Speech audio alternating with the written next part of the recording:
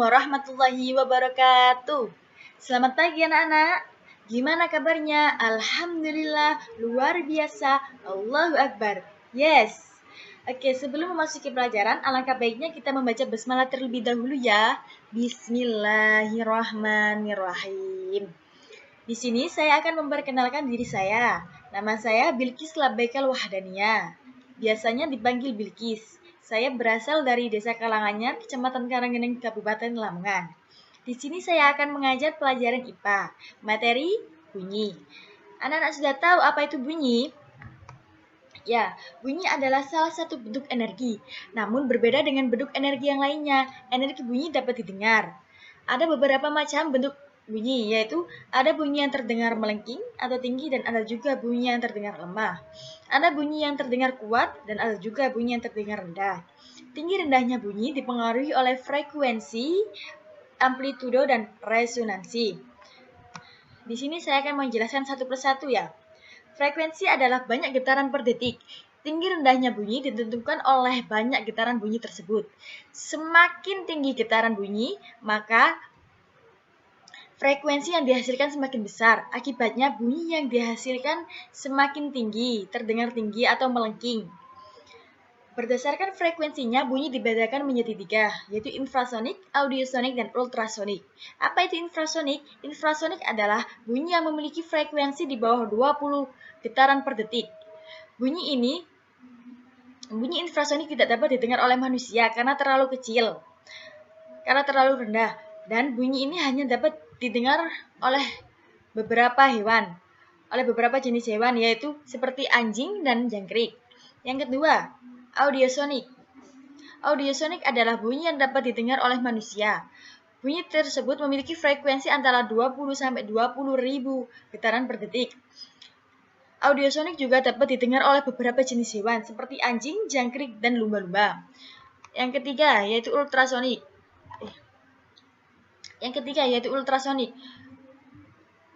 Ultrasonik adalah bunyi yang memiliki frekuensi di atas 20.000 getaran per detik.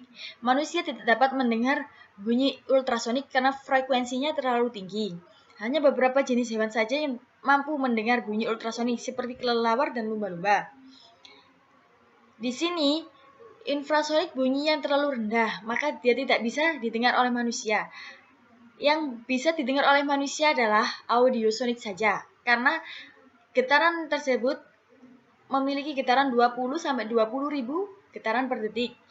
Jadi ultrasonik juga nggak bisa didengar karena terlalu tinggi getaran. Sekarang amplitudo. Amplitudo adalah simpangan yang paling jauh dari titik keseimbangan getaran. Amplitudo disebut juga simpangan getar. Kuat atau lemahnya bunyi bergantung pada amplitudo. Makin besar amplitudo, makin kuat bunyi yang dihasilkan. Kekuatan bunyi diukur dengan satuan desibel. Contohnya pesawat yang mau mendarat, pesawat yang mau lepas landas akan mengeluarkan bunyi yang sangat bising, yang sangat keras di telinga. Bunyi tersebut memiliki amplitudo yang sangat besar, hingga mencapai 120 desibel, sehingga terdengar kuat. Selanjutnya yaitu resonansi. Resonansi adalah peristiwa ikut getarnya suatu benda akibat pengaruh getaran benda yang lainnya. Yang memiliki frekuensi sama.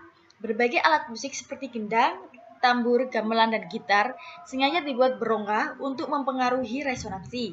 Pada saat alat musik dipukul, dipetik atau digesek, maka udara pada rongga alat musik ikut bergetar, sehingga menghasilkan bunyi yang sangat keras. Selanjutnya, syarat terjadinya bunyi.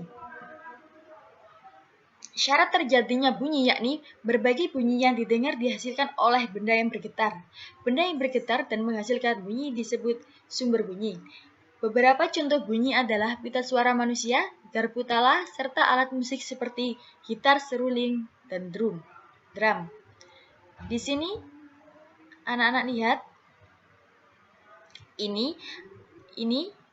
ada pita suara manusia, ada foto manusia memegang leher.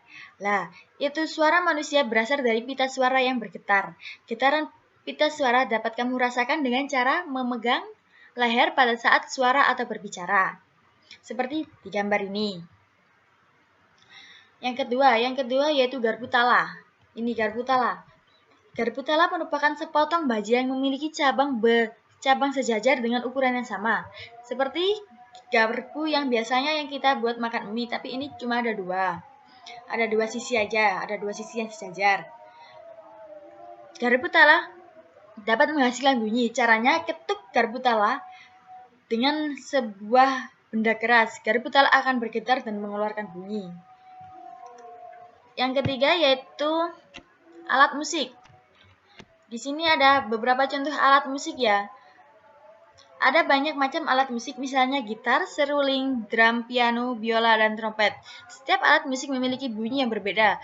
Bunyi alat musik berasal dari getaran alat musik tersebut. Di sini ada gambar gitar. Ini mana kursornya ya? Oh, ini dia. Ya, di sini ada gambar gitar. Gitar ini cara memainkannya dipetik. Nah, dengan cara dipetik itu dapat menghasilkan suara. Terus yang sampingnya ini ada seruling. Seruling ini cara memainkannya ditiup. Nah, dari tiupan tersebut dapat menghasilkan suara yang sangat merdu. Terus di sini ada gendang. Gendang ini cara memainkannya dipukul. Nah, dari pukulan tersebut antara tangan sama gendang tadi menghasilkan suara. Dari situlah suara dapat dinikmati dan dihasilkan. Oke, selanjutnya yaitu sifat bunyi. Bunyi memiliki beberapa sifat.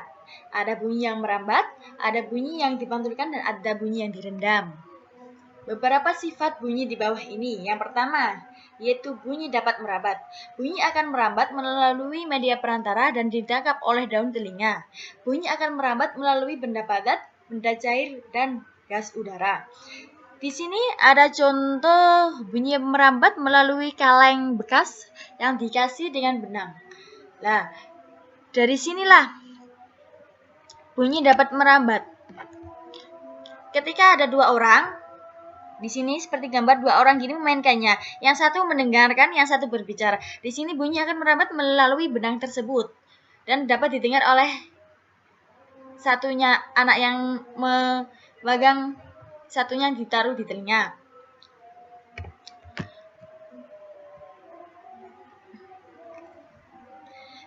Ya, bunyi dapat merambat melalui benda padat.